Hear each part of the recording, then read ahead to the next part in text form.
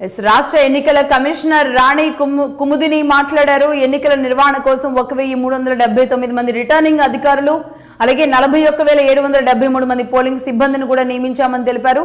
ఓటర్లు తమ ఓటర్ స్లిప్పులను ఎస్ఈసి వెబ్సైట్ లో లేదంటే టీఈ పోల్ యాప్ ద్వారా డౌన్లోడ్ చేసుకోవచ్చని కూడా సూచించారు.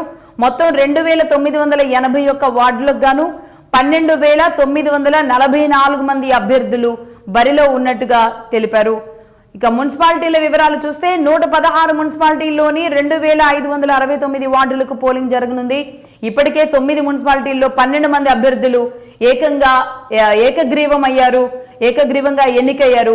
ఈ మున్సిపాలిటీల్లో కాంగ్రెస్ నుంచి 2,358 మంది, బీఆర్ఎస్ నుంచి 2,478 మంది, బీజేపీ నుంచి 2,252 మందితో సహా మొత్తం 10,719 మంది అభ్యర్థులు పోటీ చేస్తున్నారు.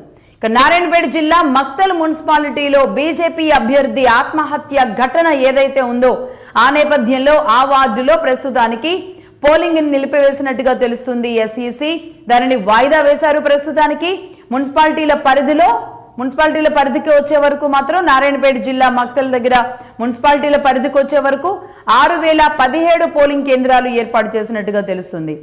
కార్పొరేషన్ల వివరాలు గనక చూస్తే 7 మున్సిపల్ కార్పొరేషన్లలోని 412 వార్డులకు ఎన్నికలు జరుగుతున్నాయి. మహబూబ్ నగర్, రామగుండం కార్పొరేషన్లలో 2 వార్డులు ఏకగ్రీవమయ్యాయి. కార్పొరేషన్లలో కాంగ్రెస్ నుంచి 410 మంది అభ్యర్థులు, బీఆర్ఎస్ నుంచి 401, అలాగే బీజేపీ నుంచి 382 మందితో సహా మొత్తం 2,252 మంది అభ్యర్థులు బరిలో ఉన్నారు. కార్పొరేషన్ల పరిధిలో 2,174 పోలింగ్ కేంద్రాలు ఏర్పాటు చేశారు. సీఎం రేవంత్ రెడ్డి ఇవాళ కొడంగల్కి వెళ్లబోతున్నారు. తాను కూడా మున్సిపల్ ఎన్నికల్లో ఓటు వేసేందుకు ఆయన తన నియోజకవర్గాల్లోకి వెళుతున్నారు. ముఖ్యమంత్రి మున్సిపల్ ఎన్నికల్లో ఓటు వేయడానికి వస్తున్నారు అన్న నేపథ్యంలో స్థానికంగా అక్కడ ఒక సెంటర్ ఆఫ్ అట్రాక్షన్ గా నిలిచింది. ముఖ్యమంత్రి ఏ సమయానికి వస్తున్నారనే ఆసక్తికి ఎదురు చూస్తున్న పరిస్థితి ఉంది. మొత్తానికి పోలింగ్ నేపథ్యంలో రాష్ట్ర వ్యాప్తంగా కూడా కట్టుదిట్టమైన ఏర్పాట్లు చేశారు. ప్రశాంత వాతావరణంలో ఎన్నికలు నిర్వహించేందుకు అధికారులు కూడా ఇప్పటికే అన్ని ఏర్పాట్లు చేసిన నేపథ్యంలో మొత్తం 116 మున్సిపాలిటీలు 7 కార్పొరేషన్లకు ఎన్నికలు జరుగుతున్నాయి. మొత్తంగా 8,191 పోలింగ్ కేంద్రాలు రాష్ట్ర వ్యాప్తంగా ఏర్పాటయ్యి ఉన్న పరిస్థితి కనబడుతుంది. 12,993 మంది అభ్యర్థులు బరిలో ఉన్నారు. సాయంత్రం 5 గంటల వరకు కూడా పోలింగ్ జరగబోతుంది. పోలింగ్కి క్యూ లైన్లోకి చేరుకుంటున్నారు.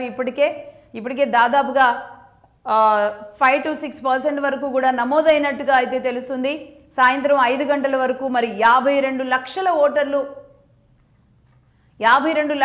ఓటర్లు ఉన్న నేపథ్యంలో 52 లక్షల పైచిలకు ఓటర్లు ఉన్న నేపథ్యంలో మరి సాయంత్రం 5 గంటల వరకు క్యూ లైన్లో ఎవరుంటారో వారికి ఆ తర్వాత కూడా ఓటు వేసే అవకాశం కూడా కల్పిస్తుంది ఎలక్షన్ కమిషన్.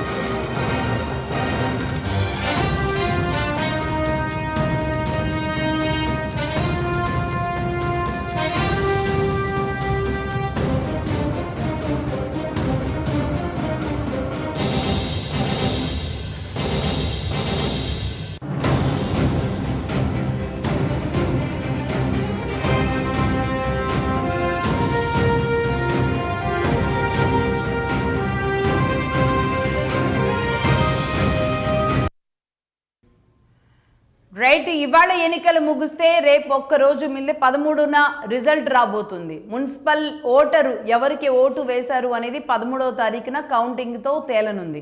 ఇవాళ పోలింగ్ పూర్తిగా ప్రశాంత వాతావరణంలో ముగిస్తే గనక ఒక్క నారాయణపేట మక్తల్ మున్సిపాలిటీ తప్ప మిగతా అన్ని మున్సిపాలిటీలకు కార్పొరేషన్లకు సంబంధించి కౌంటింగ్ అనేది ఎల్లుండి ప్రారంభం కాబోతుంది. 13వ తేదీన ఓటర్ నాడి ఎటువైపు ఉంది, ఎవరిని ఎన్నుకున్నారు అనేది తెలుస్తుంది. ఆ తర్వాత చైర్మన్ల ఎన్నిక అనేది కూడా జరుగుతుంది. మొత్తంగా దాదాపుగా ఒక 20 రోజుల నుంచి తెలంగాణలో ఎన్నికల హోరు ఏ స్థాయిలో జరుగుతుందో చూసాం.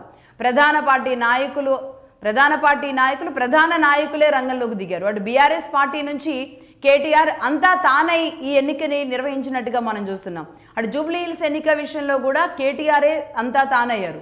మొన్నటి తెలంగాణ ఎన్నికల దగ్గర నుంచి ఆ తర్వాత జనరల్ ఎన్నికలు, ఆ తర్వాత జూబ్లీ హిల్స్ ఎన్నికలు, పంచాయతీ ఎన్నికలు, స్టిల్ ఈ రోజు కూడా అంటే కృష్ణార్జునులుగా అటు హరీష్ రావు అండ్ కేటీఆర్ ఇద్దరు ముందుకు వెళుతున్నారు అని అంటున్నప్పటికీ కూడా పూర్తి బాధ్యతలు అన్నీ కేటీఆర్ చేతిలోనే ఉన్నాయి. కేటీఆరే నిర్వహిస్తున్నారు. అంతా తానై కేటీఆర్ ఎన్నికలైతే నిర్వహిస్తున్న పరిస్థితి ఉంది. బట్ ఓటమి గెలుపు అనేది పక్కన పెడితే ఒక రకంగా కేటీఆర్ దీన్ని ఒక గ్రౌండ్లో పూర్తిగా తాను బాధ్యతలు తీసుకుని వెళ్తున్న పరిస్థితి ఉంది. అలాగే కేసీఆర్ అయితే మున్సిపల్ ఎన్నికలకు సంబంధించి ఎక్కడ ప్రచారానికి అయితే రాలేదు. ఒకసారి ప్రెస్ మీటింగ్ మాత్రమే పెట్టడం జరిగింది.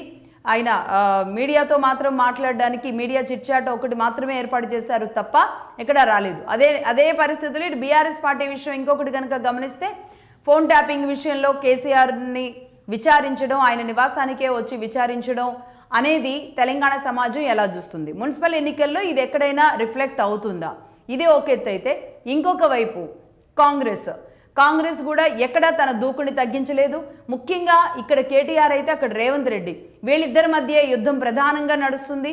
దాదాపుగా 2 ఏళ్ల నుంచి కూడా వీళ్ళిద్దరి మధ్య యుద్ధంగానే తెలంగాణ ఏ ఎన్నిక చూసుకున్నా, ఏ సభ చూసుకున్నా వీరిద్దరూ ఒకరికొకరు ఆరోపణలు ప్రత్యారోపణలతోనే కేటీఆర్ వర్సెస్ రేవంత్ రెడ్డిగానే తెలంగాణ రాజకీయం దాదాపుగా కొన్నేళ్ల నుంచి నడుస్తున్న పరిస్థితి ఉంది. ఈ నేపథ్యంలో రేవంత్ రెడ్డి ముఖ్యమంత్రి అయినప్పటికీ కూడా ఏమాత్రం తన దూకుని కానీ తన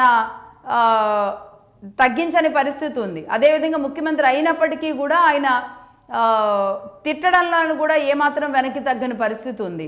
అదే దూకుడుతో, అదే టెంపోతో